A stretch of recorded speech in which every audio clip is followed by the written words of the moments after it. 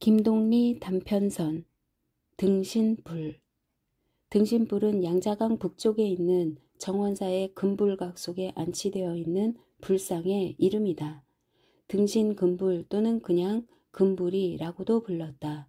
그러니까 나는 이 등신불 또는 등신금불로 불리는 불상에 대해 보고 듣고 한 그대로를 여기다 적으려 하거니와 그보다 먼저 내가 어떻게 해서 그 정원사라는 먼 2억의 고차를 찾게 되었는지 그것부터 이야기해야겠다. 내가 일본의 대정대학 재학 중에 학병 태평양 전쟁으로 끌려나간 것은 1943년에 이른 여름 내 나이 23살 나던 때였다. 내가 소속된 부대는 북경서 서주를 거쳐 남경에 도착되었다. 그리하여 우리는 다른 부대가 당도할 때까지 거기서 머무르게 되었다. 처음엔 주둔이라기보다 대기에 속하는 편이었으나 다음 부대의 도착이 예상보다 늦어지자 나중은 교체 부대가 당도할 때까지 주둔군의 임무를 맡게 되었다. 그때 우리는 확실한 정보는 아니지만 대체로 인도진화나 인도네시아 방면으로 가게 된다는 것을 어림으로 짐작하고 있었기 때문에 하루라도 오래 남경에 머물면 머물수록 그마치 우리의 목숨이 더 연장되는 것과 같이 생각하고 있었다. 따라서 교체 부대가 하루라도 더 늦게 와주었으면 하고 마음속으로 은근히 빌고 있는 편이기도 했다. 실상은 그냥 빌고 있는 심정만도 아니었다. 더 나아가서 이 기회에 기어이 나는 나의 목숨을 건져내어야 한다고 결심을 했다. 나는 이런 기회를 위하여 미리 약간의 준비, 조사까지 해두었던 것이다. 그것은 중국의 불교 학자로서 일본에 와 유학을 하고 돌아간 특히 대정대학 출신으로 사람들의 명단을 조사해둔 일이었다. 나는 비장한 작은 쪽지에서 남경 진기수란 이름을 발견했을 때 야릇한 흥분으로 가슴이 후들거리며 머릿속까지 휑해지는 듯했다.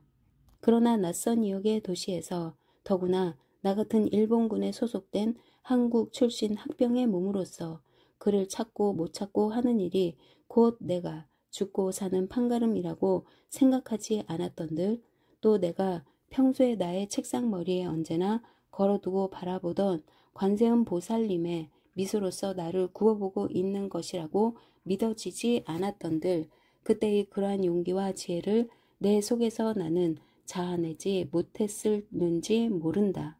나는 우리 부대가 앞으로 사흘 이내에 남경을 떠난다고 하는 그것도 확실한 정보가 아니고 누구의 입에선가 새어나온 말이지만 조마조마한 고비의 정심원 남경에 있는 중국인 불교 포교당에 있는 포교사를 통하여 진기수 씨가 남경교회의 서공함이라는 작은 암자에 독거하고 있다는 것을 알게 되었다. 그날 내가 서공함에서 진기수 씨를 찾게 된 것은 땅거미가 질 무렵이었다. 나는 그를 보자 합장을 올리며 무수히 머리를 수그림으로써 나의 절박한 사정과 그에 대한 경의를 먼저 표한 뒤 솔직하게 나의 처지와 용건을 털어놓았다. 그러나 평생 처음 보는 타국 청년, 그것도 적국의 군복을 입은 에게 그러한 위험한 협조를 쉽사리 약속해줄 사람은 없었다. 그의 두 눈이 약간 찡그려지며 입에서는 곧 거절의 선고가 내릴 듯한 순간 나는 미리 준비하고 갔던 흰 종이를 끄집어내어 내 앞에 폈다. 그러고는 바른 편손 식지 끝을 스스로 물어서 살을 떼어낸 다음 그 피로써 다음과 같이 썼다. 원면 살생 귀의 불은 원컨대 살생을 면하게 하옵시며 부처님의 은혜 속에 귀의 고자 하나이다. 나는 이 8글자의 혈서를 두 손으로 받들어 그의 앞에 올린 뒤 다시 합장을 했다. 이것을 본 진기수 씨는 분명히 얼굴빛이 달라졌다. 그것은 반드시 기쁜 빛이라 할 수는 없었으나 조금 전에 그 거절의 선고만은 가셔진 듯한 얼굴이었다. 잠깐 동안 침묵이 흐른 뒤 진기수 씨는 나직한 목소리로 입을 열었다. 나를 따라오게. 나는 곧 자리에서 일어나 그의 뒤를 따라갔다. 깊숙한 골방이었다. 진기수 씨는 나를 그 컴컴한 골방 속에 들여보내고 자기는 문을 닫고 도로 나가버렸다. 조금 뒤 그는 법의 중국 승려복 한 벌을 가져와 방 안으로 디밀며 이걸로 갈아입게 하고 또다시 문을 닫고 나갔다. 나는 한숨이 터져 나왔다. 이제야 사는가 보다 하는 생각이 나의 가슴속을 후끈하게 적셔주는 듯했다. 내가 옷을 갈아입고 났을 때 이번에는 또 간소한 저녁상이 디밀어졌다. 나는 말없이 디밀어진 저녁상을 또한 그렇게 말없이 받아서 지체 없이 다 먹어치웠다. 내가 빈 그릇을 문 밖으로 내어놓자 밖에서 기다리고나 있었던 듯 이내 진기수 씨가 어떤 늙은 중 하나를 데리고 들어왔다. 이분을 따라가게 소개장은 이분에게 맡겼어. 큰절에 내 법사 스님한테 가는. 나는 무조건 네 하며 곧장 머리를 끄덕일 뿐이었다. 나를 살려주려는 사람에게 무조건 나를 맡길 수밖에 없었던 것이다. 길은 일본 병정들이 알지도 못하는 산속 지름길이야. 한 100리 남짓 되지만 오늘이 20하루니까 밤중 되면 달빛도 좀 있을 게고. 그럼 불연 깊기를 나무 간샘 보살. 그는 나를 향해 합장하며 머리를 수그렸다. 나는 목이 콱 메어옴을 깨달았다. 눈물이 핑 돈 채 나도 그를 향해 잠자코 합장을 올렸다. 어둡고 험한 산길을 경암 나를 데리고 가는 늙은 중은 거침없이 걸었다. 아무리 발에 익은 길이라 하지만 군데군데 나뭇가지가 걸리고 바닥이 파이고 돌이 솟고 게다가 굽이굽이 간수가 가로지른 초망 속에 지름길을 칠흑 같은 어둠 속에서 어쩌면 그렇게도 잘 뚫고 나가는지 그저 신기하기만 했다. 내가 믿는 것은 젊음 하나뿐이련만 그는 20리나 30리를 걸어도 힘에 부치어 쉬고자 할 기색은 보이지 않았다. 나는 쉴 새 없이 손으로 이마의 땀을 씻어가며 그의 뒤를 따랐으나 한참씩 가다 보면 어느덧 그를 어둠 속에 잃어버리곤 했다. 나는 몇 번이나 나뭇가지에 얼굴이 긁히고 돌에 차여 무릎을 깨고 하며 대사 그를 불러야만 했다. 그럴 때마다 경암은 혼잣말로 낮게 중얼거리며 나를 기다려주는 것이나 내가 가까이 가면 또 아무 말도 없이 그냥 휙 돌아서서 걸음을 옮겨놓기 시작하는 것이다.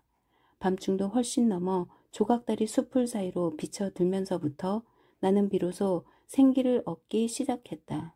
이제부터는 경암이 제 아무리 앞에서 달린다 하더라도 2번 다시 그를 놓치지는 않으리라 맘속으로 다짐했다.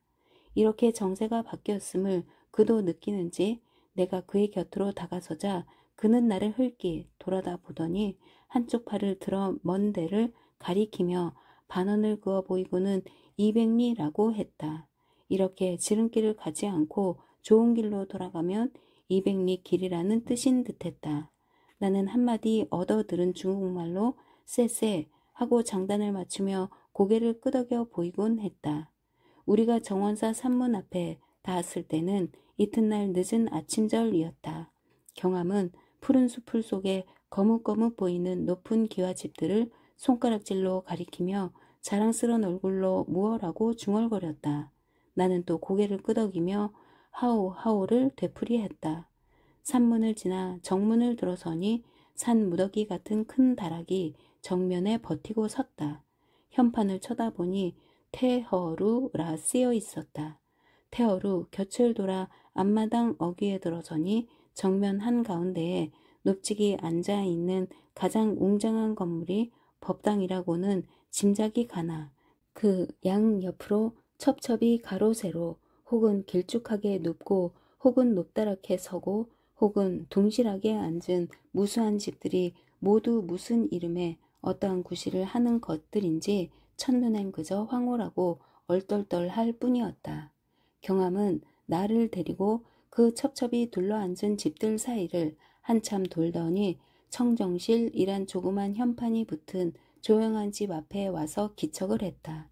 방문이 열리더니 한 20살이나 될락말락한 젊은 중이 얼굴을 내밀며 아른 체를 한다.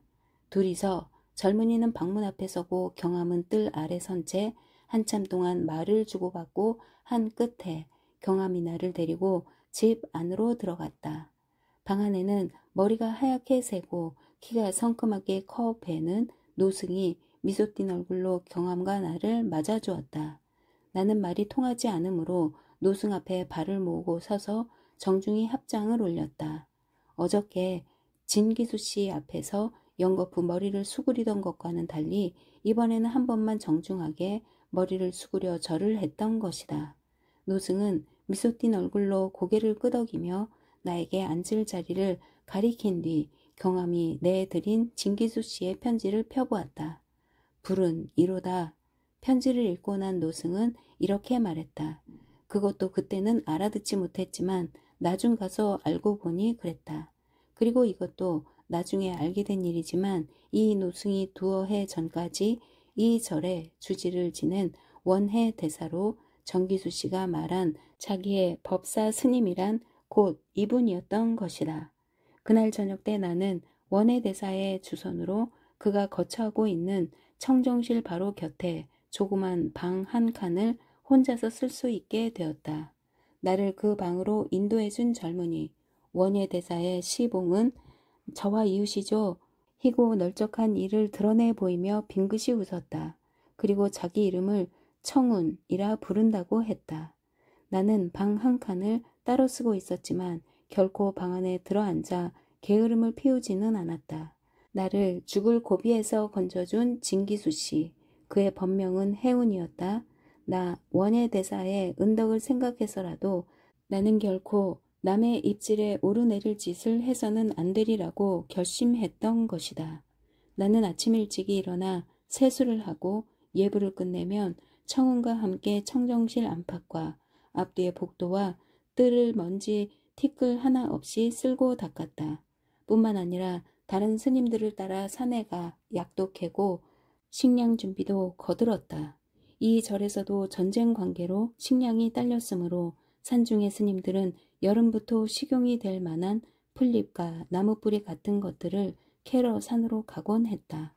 일을 마치고 돌아오면 손발을 깨끗이 씻고 내 방에 꿇어 앉아 불경을 읽거나 그렇지 않으면 청운에게 중국어를 배웠다. 이것은 나의 열성에다 청운의 호의가 곁들여서 그런지 의외로 빨리 진척이 되어 사흘 만에 이미 간단한 말로 물론 몇 마디씩이지만 대화하는 흉내까지 낼 수 있게 되었다. 아무리 방에 혼자 있을 때라도 취침 시간 외엔 방 안에 번듯이 드러눕지 않도록 내 자신과 씨름을 했다. 그렇게 버릇을 들이지 않으려고 나는 몇 번이나 내 자신에게 다짐을 놓았는지 모른다. 졸음이 와서 정 견디기가 어려울 때는 밖으로 나와 어정대며 바람을 쐬곤 했다. 처음엔 이렇게 막연히 어정대며 바람을 쐬던 것이 얼마 가지 않아 나는 어정되지 않게 되었다. 을에 가는 곳이 정해지게 되었다. 그것은 저 금불각이었던 것이다. 여기서도 물론 나는 법당 구경을 먼저 했다. 본전을 모셔둔 고신이 많지 그 절의 풍도나 품격을 가장 대표적으로 보여주는 곳이라는 까닭으로서보다도 절 구경은 을의 법당이 중심이라는 종래의 습관 때문이라고 하는 편이 옳았는지 모른다. 그러나 내가 법당에서 얻은 감명은 우리나라의 큰 절이나 일본의 그것에 견주어 그렇게 자별하다고 할 것이 없었다. 기둥이 더 굵대야 그저 그렇고 불상이 더 크대야 놀랄 정도는 아니요. 그 밖에 채색이나 조각에 있어서도 한국이나 일본의 그것에 비하여 더 정교한 편은 아닌 듯했다. 다만 정면 한가운데 높직이 모셔져 있는 새 위의 불상, 훌륭히 도금을 입힌 그대로 살아있는 사람으로 간주하고 힘겨룸을 시켜본다면 한국이나 일본의 그것보다 더 놀라운 힘을 쓸 수 있지 않을까 하는 생각이었다. 그러니까 나로서는 어디까지나 살아있는 사람으로 간주하고 힘겨룸을 시켜본다면 하는 가정에서 말한 것이지만 그네의 눈으로서 보면 자기네의 부처님 불상이 그만치 더 거룩하게만 보일는지 모를 일이었다. 더 쉽게 말하자면 내가 위에서 말한 더 놀라운 힘이란 체력을 뜻하는 것이지만 그들의 눈에는 그것이 어떤 거룩한 법령이나 도력으로 비칠는지도 모른다는 것이다. 그리고 내가 특히 이런 생각을 더하게 된 것은 금불각을 구경한 뒤였다. 금불각 속에 모셔져 있는 등신불, 등신금불을 보고 받은 깊은 감명이 그 절의 모든 것을, 특히 법당에 모셔져 있는 새 위의 큰 불상을 거룩하게 느끼게 하는 어떤 압력 같은 것이 되어 나타났다고나 할까? 물론 나는 청운이나 원예 대사로부터 금불각에 대하여 미리 들은 바는 없었지만 금불각이 앉은 자리라든지 그 집 구조로 보아서 약간 특이한 느낌이 그 안의 불상, 등신불을 구경하기 전에 이미 들지 않았던 것은 아니다. 그것은 무엇보다도 법당 뒷곁에서 길 반가량 높이의 돌계단을 올라가서 거기서부터 약 5, 60m 거리의 석대가 구축되고 그 석대가 곧 금불각에 이르는 길이 되어 있기 때문인지도 몰랐다. 더구나 그 석대가 꼭 같은 크기의 널쩍널쩍한 네모제비 돌로 쌓아져 있는데 돌 위엔 보기 좋게 거뭇거뭇한 돌 옷이 입혀져 있었던 것이다. 말하자면 법당 뒷곁에 동북쪽 언덕을 보기 좋은 돌로 평평하게 쌓아서 석대를 만들고 그 위에 금불각을 세워놓은 것이다. 게다가 추녀와 현판을 모두 돌아가며 도금을 입히고 내 벽에 새긴 조상과 그림에 도금을 많이 써서 그야말로 밖에서 보는 건물 그 자체부터 금빛이 현란했다. 나는 본디 비단이나 종이나 나무나 쇠붙이 따위에 올린 금물이나 금박 같은 것을 왠지 거북해 하는 성미라 금불각에 입혀져 있는 금빛에도 그러한 경계심과 반감 같은 것을 품고 대했지만 하여간 이렇게 석대를 쌓고 금칠을 하고 할 때는 그대들로서 무언가 아끼고 위하는 마음의 표시를 하느라고 한 지심이 틀림없을 것이라고 보지 않을 수 없었다. 그러면서도 나는 그 아끼고 위하는 것이 보나마나 대단한 것은 아니리라고 혼자 속으로 미리 단정을 하고 있었다. 나의 과거 경험으로 본다면 이런 것은 대개 어느 대왕이나 황제의 갸륵한 뜻으로 순금을 많이 넣어서 주조한 불상이라든지 또는 어느 천자가 어느 왕후의 명복을 빌기 위해서 친히 불사를 일으킨 연유의 불상이라든지 하는 따위 대왕이나 황제의 권위를 보여주기 위한 금빛이 십상이었기 때문이었다. 나의 이러한 생각은 그들이 이 금불각의 권위를 높이기 위하여 좀처럼 문을 열어주지 않는 것을 보고 더욱 굳어졌다. 적어도 은화 5냥 이상의 세전이 아니면 문을 여는 법이 없다는 것이다. 그렇지 않으면 어느 선남 선녀의 큰 불공이 있을 때라야만 한다는 것이다. 그리고 이때 큰 불공이 있을 때에도 본사 승려 외에 금불각을 참례하는 자는 또 따로 세전을 내야 한다는 것이다. 그렇다면 더구나 신도들의 세전을 긁어 모으기 위한 술책으로 좁쌀만한 언턱거리를 가지고 연극을 꾸미고 있는 것임이 틀림이 없으리라고 나는 아주 단정을 하고 도로 내 방으로 돌아왔다가 그때 마침 청운이 중국어를 가르쳐 주려고 왔기에 저 금불각이란 게 뭐지? 아무것도 아닌 것처럼 물어보았다. 왜요? 청운이 빙긋이 웃으며 도로 물었다. 구경 갔더니 문을 안 열어주던데 지금 같이 가볼까요? 무어 담에 보지. 담에라도 그럴 거예요. 이왕 마음 난 김에 가보시구려. 청운이 은근히 권하는 비치기도 해서 나는 그렇다고 하고 그를 따라 나갔다.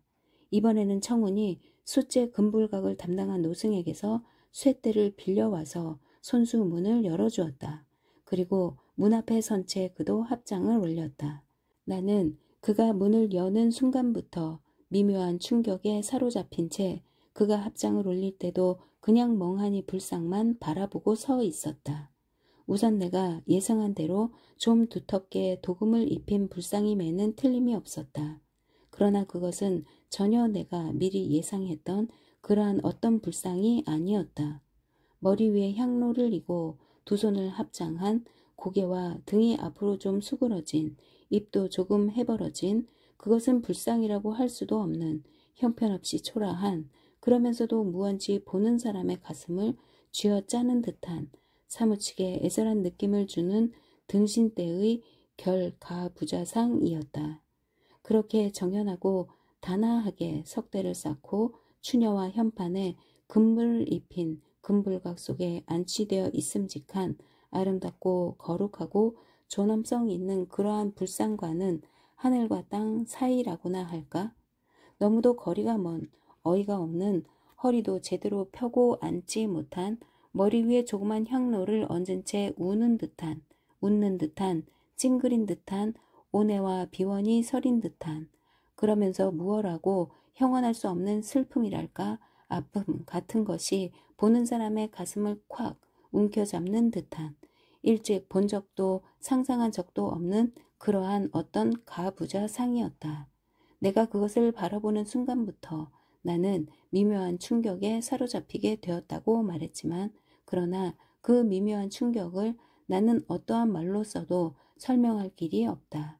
다만 나는 그것을 바라보고 있는 동안 처음 보았을 때 받은 그 경악과 충격이 점점 더 전율과 공포로 화하여 날 후려갈기는 듯한 어려움에 휩싸일 뿐이었다고나 할까?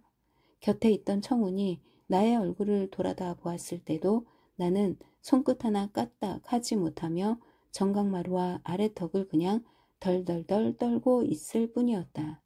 저건 부처님이 아니다. 불상도 아니야. 나는 내 자신도 모르는 사이에 이렇게 목이 터지도록 소리를 지르고 싶었으나 나의 목구멍은 얼어붙은 듯 아무런 말도 새어나지 않았다. 이튿날 새벽 예불을 마치고 내가 청운과 더불어 원의 대사에게 아침 인사를 드리러 갔을 때 스님은 어저께 금불각 구경을 갔었니? 물었다. 내가 겁에 질린 얼굴로 참배했다고 대답하자 스님은 꽤 만족한 얼굴로 불운이로다 했다. 나는 맘속으로 그건 부처님이 아니었어요. 부처님의 상호가 아니었어요. 하고 소리를 지르고 싶은 충동을 깨달았으나 굳이 입을 닫히고 참을 수밖에 없었다. 이때 스님, 원해대사는 내 맘속을 헤아리는 듯 그래 어느 부처님이 제일 마음에 들더냐? 물었다. 나는 실상 그 등신불에 질려 그 곁에 모신 다른 불상들은 거의 살펴보지도 못했던 것이다. 다른 부처님은 미처 보지도 못했어요. 가운데 모신 부처님이 어떻게나 무서운지 나는 또 아래턱이 덜덜덜 떨려 말을 이을 수 없었다. 원해대사는 말없이 나의 얼굴, 아래턱이 덜덜덜 떨리는 것을 가만히 건너다 보고만 있었다. 그러자 나는 지금 금방 내 입에서 부처님이라고 말한 것이 생각났다. 왜 그런지 그렇게 말해서는 안 될 것을 말한 듯한 야릇한 반발이 내 속에서 폭발되었다. 그렇지만 아니었어요. 부처님의 상호 같지 않았어요. 나는 전신의 힘을 다하여 겨우 이렇게 말해버렸다. 왜 머리에 얹은 것이 화관이 아니고 향로라서 그러니? 그렇지 그건 향로야. 원해대사는 조금도 나를 꾸짖는 빛이 아니었다. 오히려 나의 그러한 불만에 구미가 당기는 듯한 얼굴이었다. 잠자코 나는 원해대사의 얼굴을 쳐다보고 있었다. 곁에 있던 청운이 두어 번이나 나에게 눈짓을 했을 만치 나의 두 눈은 스님을 쏘아보듯이 빛나고 있었다. 자네 말대로 하면 부처님이 아니고 나한님이란 말인가? 그렇지만 나한님도 머리 위에 향로를 쓴 분은 없잖아. 500 나한 중에도.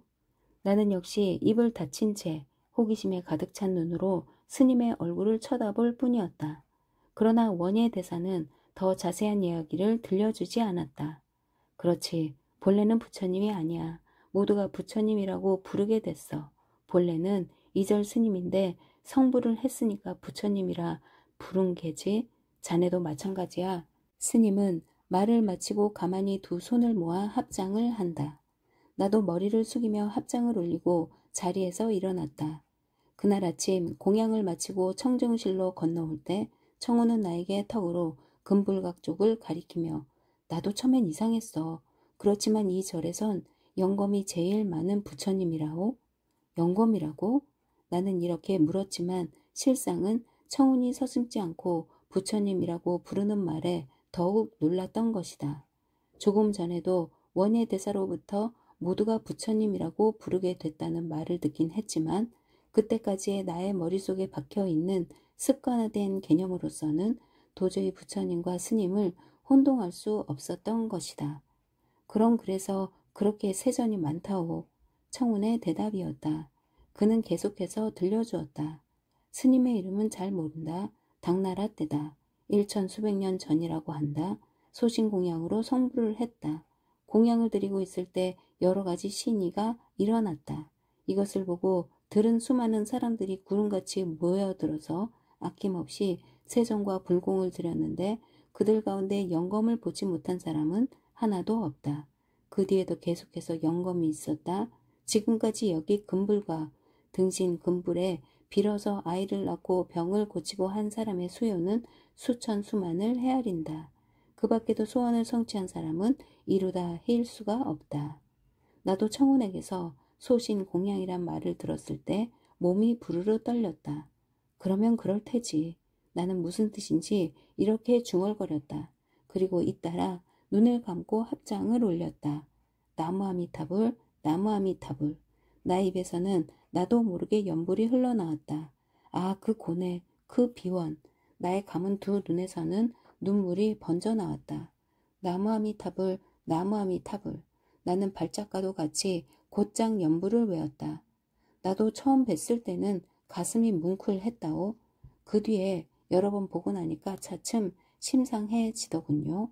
청우는 빙긋이 웃으며 나를 위로하듯이 말했다. 그것은 그렇다 하더라도 나에게는 아무래도 석연치 못한 것이 있다. 소신공양으로 성불을 했다면 부처님이 되었어야 하지 않는가? 부처님이 되었다면 지금까지 모든 불상에서 보아온 바와 같은 거룩하고 원만하고 평화스러운 상호는 아니라 할지라도 그에 가까운 부처님다움은 있어야 하지 않을까? 거룩하고 부드럽고 평화스러운 맛은 지녔어야 하지 않겠는가? 그러나 금불각의 가부좌상은 어디까지나 인간을 벗어나지 못한 고뇌와 비원이 서린 듯한 얼굴이 아니던가. 그럼에도 불구하고 과거의 어떠한 대각보다도 그렇게 영검이 많다는 것은 무슨 까닭인가. 나의 머릿속에서는 잠시도 이러한 의문들이 가셔지지 않았다. 더구나 청운에게서 소신공양으로 성불했다는 이야기를 들은 뒤부터는 금불이 아닌 새까만 숫덩이가 곧잘 눈에 삼삼거려 배길 수 없었다. 사흘 뒤에 나는 다시 금불을 찾았다. 사흘 전에 받은 충격이 어쩌면 나의 병적인 환상의 소치가 아닐까 하는 마음과 또 청운의 말대로 여러 번 봐서 심상해진다면 나의 가슴에 사무친 온해와 비원의 촉수도 다소 무뎌지리라는 생각에서다. 문이 열리자 나는 그날 청운이 하던 대로 이내 머리를 수그리며 합장을 올렸다. 입으로는 쉴 새 없이 나무 아미타불을 부르며 눈꺼풀과 속눈썹이 바르르 떨리며 나의 눈이 열렸을 때 금불은 사흘 전에 그 모양 그대로 향로를 이고 앉아 있었다. 거룩하고 원만한 것의 상징인 듯한 부처님의 상호와는 너무나 거리가 먼 우는 듯한 웃는 듯한 찡그린 듯한 온해와 비원이 서린 듯한 가부좌 상임에는 변함이 없었으나 그 무엇라고 형언할 수 없는 슬픔이랄까 아픔 같은 것이 전날처럼 송두리째 나의 가슴을 움켜잡는 듯한 전율에 휩쓸리지는 않았다. 나의 가슴은 이미 그러한 슬픔이랄까 아픔 같은 것으로 메워져 있었고 또 그에게서 거룩하고 원만한 것의 상징인 부처님의 상호를 기대하는 마음은 가셔져 있었기 때문인지도 몰랐다. 나는 다시 눈을 감고 합장을 올리며 입술이 바르르 떨리듯 오랫동안 아미타불을 부른 뒤 그 앞에서 물러났다. 그날 저녁 예불을 마치고 청운과 더불어 원해대사에게 저녁 인사 자리에 들기 전 의를 갔을 때 스님은 나를 보고 너 금불을 보고 나서 괴로워하는구나 했다. 나는 고개를 수그린 채 입을 열지 못하고 있었다. 그럼 너 금불각에 있는 그 불상의 기록을 봤느냐? 스님이 또 물으시기에 내가 못 봤다고 했더니 그러면 기록을 한번 보라고 했다. 이튿날 내가 청운과 더불어 아침 인사를 드릴 때 원예대사는 자기가 금불각에 일러두었으니 가서 기록을 청해서 보고 오라고 했다. 나는 스님께 합장하고 물러나와 곧 금불각으로 올라갔다. 금불각의 노승이 돌함에서 내준 폭이 한 뼘 남짓, 길이가 2뼘가량 되는 책자를 받아 들었을 때 향기가 코를 찌르는 듯했다. 벌레를 막기 위한 향료인 듯. 두터운 표지 위에는 금 글씨로 만적선사 소신성불기라 쓰여 있고 책 모서리에도 금물이 먹혀져 있었다. 표지를 젖히자 지면은 모두 잿빛 바탕 물감을 먹인 듯했고 그 위에 사연은 금 글씨로 다음과 같이 쓰여 있었다. 만적은 법명이요 속명은 기, 성은 조씨다. 금능서 났지만 아버지가 어떤 이인지는 잘 모른다. 어머니 장씨는 사구라는 사람에게 계가를 했는데 사구에서 한 아들이 있어 이름을 신이라 했다. 나이는 기와 같은 또래로 모두가 연하문 살씩 되었다. 하루는 어머니 장씨가 두 아이에게 밥을 주는데 가만히 독약을 신의 밥에 감추었다. 기가 우연히 이것을 엿보게 되었는데 혼자 생각하기를 이는 어머니가 나를 위하여 사씨집의 재산을 탐냄으로써 전실 자식인 신을 없애려고 하는 짓이라 하였다. 기가 슬픈 마음을 참지 못하여 스스로 신의 밥을 제가 먹으려 할 때 어머니가 보고 크게 놀라 질색을 하며 그것을 뺏고 말하기를 이것은 너의 밥이 아니다. 어째서 신의 밥을 먹느냐 했다. 신과 기는 아무도 대답을 하지 않았다.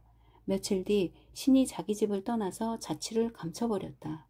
기가 말하기를 신이 이미 집을 나갔으니 내가 반드시 찾아 데리고 돌아오리라 하고 곧 몸을 감추어 중이 되고 이름을 만적이라 고쳤다.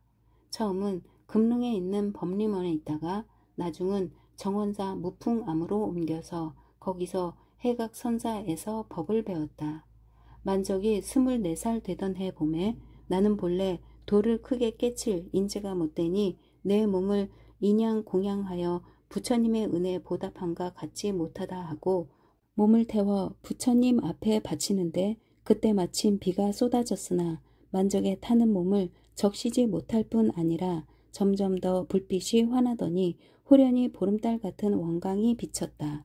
모인 사람들이 이것을 보고 크게 불운을 느끼고 모두가 제 몸의 병을 고치니 무리들이 말하기를 이는 만적의 법력 소치라 하고 다투어 사제를 던져 세전이 많이 쌓여졌다.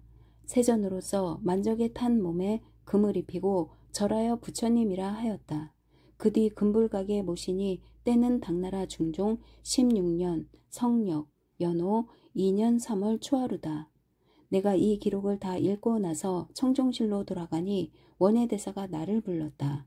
기록을 보고 나니 괴로움이 덜하냐? 스님이 물었다. 처음같이 무섭지는 않았습니다마는 그 괴롭고 슬픈 빛은 가셔지지 않았습니다. 내가 대답하자 스님은 고개를 끄덕이며 당연한 일이야. 기록이 너무 간략하고 섬소해서 했다. 그것이 자기는 그보다 훨씬 많은 것을 알고 있는 듯한 말씨였다. 그렇지만 1200년도 넘는 옛날 일인데 기록 이외에 다른 일을 어떻게 알겠습니까? 또 내가 물었다. 이에 대하여 원예대사는 전에 내려오는 이야기가 있는데 산, 절에서는 그것을 함부로 이야기하지 않는 것으로 알고 있으며 그러니까 그만치 금불각의 등신불에 대해서는 모두들 그 영검을 두려워하고 있는 셈이라고 정색을 하고 말했다. 원예대사가 나에게 들려준 이야기는 다음과 같다. 이것은 물론 1200년간 등신 금불에 대하여 절에서 내려오는 이야기를 원예대사가 정리해서 간단히 한 이야기다. 만적이 중이 되기까지의 이야기는 대개 기록과 같다. 그러나 그가 자기 몸을 불살라서 부처님께 공양을 올린 동기에 대해서는 전해오는 다른 이야기가 몇 있다. 그것을 차례에 조차 이야기하면 다음과 같다. 만적이 처음 금릉 법림원에서 중이 되었는데 그때 그를 거두어준 스님의 취례라는 중이 있었다. 그 절에 공양을 맡아 있는 공양주 스님이었다. 만적은 취례 스님의 상좌로 있으면서 불법을 배우기 시작했다. 그러니까 취례 스님이 그에 대한 일체를 돌보아준 것이다. 만적이 18살 때 그러니까 그가 법림원에 들어온 지 5년 뒤 취례 스님이 열반하시게 되자 만적은 스님 취례의 은공을 갚기 위하여 자기 몸을 불전에 헌신할 결의를 했다. 만적이 그 뜻을 법사 법림원의 운봉선사에게 아뢰자 운봉선사는 만적의 그릇됨을 보고 더 수도를 계속하도록 타이르며 사신을 허락하지 않았다. 만적이 정원사의 무풍함에 해각선사를 찾았다는 것도 운봉선사의 알선에 의한 것이다. 그가 해각선사 밑에서 지낸 5년간의 수도 생활이란 뼈를 깎고 살을 가는 정진이었으나 법, 역의 경지는 짐작할 길이 없다. 만적이 23살 나던 해 겨울에 금릉 방면으로 나갔다가 전날에 사신을 만났다. 13살 때 자기 어머니의 모해를 피하여 집을 나간 사신이었다. 그리고 자기는 이 사신을 찾아 역시 집을 나왔다가 그를 찾지 못하고 중이 된 채 어느덧 꼭 10년 만에 그를 다시 만난 것이다. 그러나 그때 다시 만난 사신을 보고는 비록 속세의 인연을 끊어버린 만적으로서도 눈물을 금할 수 없었던 것이다. 착하고 어질던 사신이 어쩌면 하늘의 형벌을 받았단 말인고 사신은 문둥병이 들어 있었던 것이다. 만적은 자기의 목에 걸었던 염주를 벗겨서 사신의 목에 걸어주고 그 길로 곧장 정원사에 돌아왔다. 그때부터 만적은 화식을 끊고 말을 잃었다. 이듬해 봄까지 그가 먹은 것은 하루에 깨 한 접시씩 뿐이었다. 그때까지의 목욕제게는 말할 것도 없다. 이듬해 2월 초하룻날 그는 법사 스님, 운봉선사와 공양주 스님 두 분만을 모시고 취단식을 봉행했다. 먼저 법의를 벗고 알몸이 된 뒤에 가늘고 깨끗한 명주를 발끝에서 어깨까지 목 위만 남겨놓고 전신에 감았다. 그러고는 단 위에 올라가 가부좌를 개고 앉아 두 손을 모아 합장을 올렸다. 그리하여 그가 연부를 외우기 시작하는 것과 동시에 곁에서 들기름 항아리를 받들고 서 있던 공양주 스님이 그의 어깨에서부터 들기름을 들어부었다. 기름을 다 붓고 취단식이 끝나자 법사 스님과 공양주 스님은 합정을 올리고 그 곁을 떠났다. 기름의 결은 만적은 그때부터 한 달 동안 3월 초하루까지 단 위에서 움직이지 않았다. 가부좌를 갠 채 합장을 한 채 숨쉬는 화석이 되어가고 있었다. 일에 한 번씩 공양주 스님이 들기름 항아리를 안고 장막, 흰 천으로 장막을 치고 있었다. 안으로 들어오면 어깨에서부터 다시 기름을 부어주고 돌아가는 일밖에 그 누구도 이 장막 안을 엿보지 못했다. 이렇게 한 달이 찬 뒤 이날의 성스러운 불공에 참여하기 위하여 산중의 스님들은 물론이요 원근 각처의 선남 선녀들이 모여들어 정원사 법당 앞 넓은 뜰을 메웠다. 대공양, 소신공양을 가리킴은 오시초에 장막이 거치면서부터 시작되었다. 500을 헤아리는 승려가 단을 향해 합장을 하고 선 가운데 공양주 스님이 불 담긴 향로를 받들고 단 앞으로 나아가 만적의 머리 위에 얹었다. 그와 동시 그 앞에 합장하고 선 승려들의 입에서 일제히 아미타불이 불려지기 시작했다. 만적의 머리 위에 화관같이 씌워진 향로에서는 점점 더 많은 연기가 오르기 시작했다.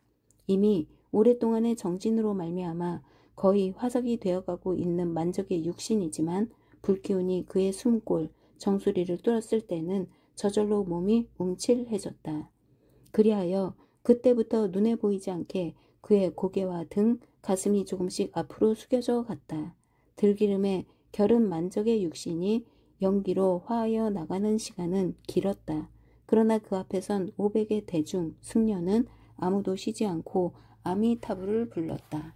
신시 말에 갑자기 비가 쏟아졌다. 그러나 웬일인지 단 위에는 비가 내리지 않았다. 만적의 머리 위로는 더 많은 연기가 오르기 시작했다. 연부를 올리던 중들과 그 뒤에서 구경을 하던 신도들이 신기한 일이라고 눈이 휘둥그레져서 만적을 바라보았을 때 그의 머리 뒤에는 보름달 같은 원광이 씌워져 있었다.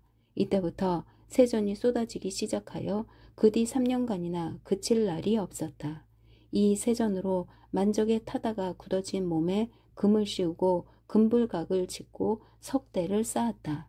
원해대사의 이 이야기를 듣고 있는 동안 나는 맘속으로 이렇게 해서 된 불상이라면 과연 지금의 저 금불각에 등신 금불같이 될 수밖에 없으리란 생각이 들었다. 그리고 많은 부처님 불상 가운데서 그렇게 인간의 고뇌와 슬픔을 아로새긴 부처님, 등신불이 한 분쯤 있는 것도 무관한 일인 듯했다. 그러나 이야기를 다 마치고 난 원의 대사는 이제 다시 나에게 그런 것을 묻지는 않았다. 자네 바른손 식지를 들어보게 했다. 이것은 지금까지 그가 이야기해 오던 금불각이나 등신불이나 만적의 소신 공양과는 아무런 상관도 없는 엉뚱한 이야기가 아닐 수 없다. 나는 달포 전에 남경교회에서 진기수 씨에게 혈서를 바치느라고 내 입으로 살을 물어댄 나의 식지를 쳐들었다. 그러나 원의 대사는 가만히 그것을 바라보고 있을 뿐 더 말이 없다.